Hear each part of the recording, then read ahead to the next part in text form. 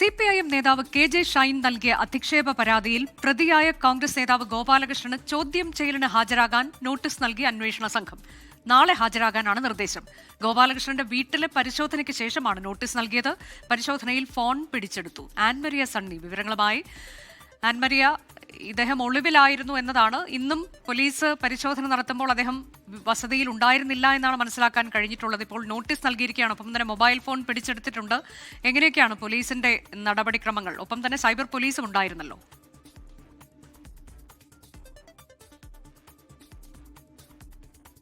അനുജ, ഇന്ന് ഉച്ചയ്ക്ക് ശേഷമാണ്, ഉച്ചയോടുകൂടി എന്ന് പറയാം, ഈ സമയത്താണ് ഗോപാലകൃഷ്ണന്റെ, അതായത് കെ.ജെ. ഷൈൻ നൽകിയിരിക്കുന്ന പരാതിയിൽ ഒന്നാം പ്രതിയായിട്ടുള്ള കോൺഗ്രസ് നേതാവ് ഗോപാലകൃഷ്ണന്റെ വീട്ടിലെ പോലീസിന്റെ പരിശോധന നടക്കുന്നത്.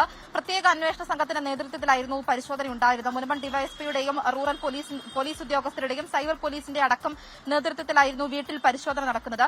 കേസെടുത്ത ആദ്യ ദിവസങ്ങളിൽ തന്നെ, അതായത് കെ.ജെ. ഷൈൻ നൽകിയ പരാതിയിൽ പോലീസ് കേസെടുത്ത് കെ.ജെ. ഷൈന്റെ മൊഴിയെടുപ്പ് ആരംഭിച്ച ഘട്ടത്തിൽ തന്നെ ഗോപാലകൃഷ്ണൻ ഒളിവിൽ പോയതാണ്. ഒന്നാം പ്രതിയായിട്ടുള്ള ഗോപാലകൃഷ്ണനും രണ്ടാം പ്രതിയും ഒളിവിൽ പോയിരുന്നു. പിന്നീട് പോലീസ് അന്വേഷണത്തിന്റെ ഘട്ടങ്ങളിലെല്ലാം പറഞ്ഞിരുന്നത് കൃത്യമായിട്ടുള്ള തെളിവുകൾ ശേഖരിച്ചതിന് ശേഷം കേസുമായി ബന്ധപ്പെട്ടിട്ടുള്ള ഫേസ്ബുക്ക് അക്കൌണ്ടുകൾ, ഇവർ നൽകിയിരിക്കുന്ന പോസ്റ്റുകൾ, ഷെയർ ചെയ്തിരിക്കുന്ന പോസ്റ്റുകൾ അടക്കം പരിശോധിച്ചതിന് ശേഷം കൃത്യമായ തെളിവുകൾ കണ്ടെത്തിയതിനു ശേഷം മാത്രമായിരിക്കും അറസ്റ്റിലേക്ക് കടക്കുക എന്നായിരുന്നു ആദ്യഘട്ടത്തിൽ പോലീസ് അറിയിച്ചിട്ടുണ്ടായിരുന്നത്.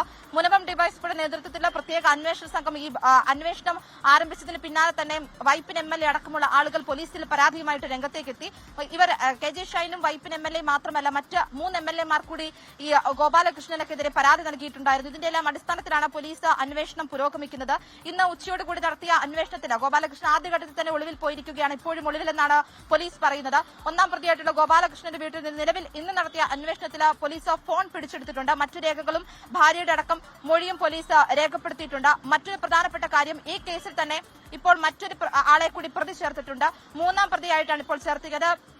കൊണ്ടോട്ടി അബു എന്നുള്ള പ്രൊഫൈൽ അറിയപ്പെടുന്ന ഒരു യൂട്യൂബർ ആയിട്ടുള്ള യാസിർ എന്ന് പറയുന്ന ആളെയാണ് മൂന്നാം പ്രതിയായിട്ട് പോലീസ് ഇപ്പോൾ കേസെടുത്തിരിക്കുന്നത്. അന്വേഷണം ആരംഭിച്ചിരിക്കുകയാണ്. നിലവിൽ ഒന്നാം പ്രതിയും രണ്ടാം പ്രതിയും അടക്കമുള്ള ആളുകൾ ഒളിവിലാണ്. ഇതിനിടയിലാണ് മൂന്നാം പ്രതിയായിട്ട് കൂടി യാസിർ എന്ന് പറയുന്ന മറ്റൊരു യൂട്യൂബറെ കൂടി ഇപ്പോൾ പോലീസ് കേസിൽ പ്രതി ചേർത്തിരിക്കുന്നത്.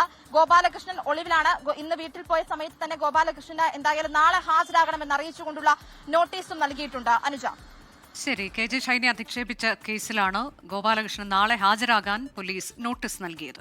ലോകത്തെവിടെയായാലും ഏത് സമയത്തും 24 വാർത്തകളും ഓഗ്മെന്റഡ് റിയാലിറ്റി പാക്കേജുകളും എക്സ്പ്ലെയിനറുകളും വിശദമായി കാണാൻ ഞങ്ങളുടെ യൂട്യൂബ് ചാനൽ നിങ്ങൾക്ക് സബ്സ്ക്രൈബ് ചെയ്യാം.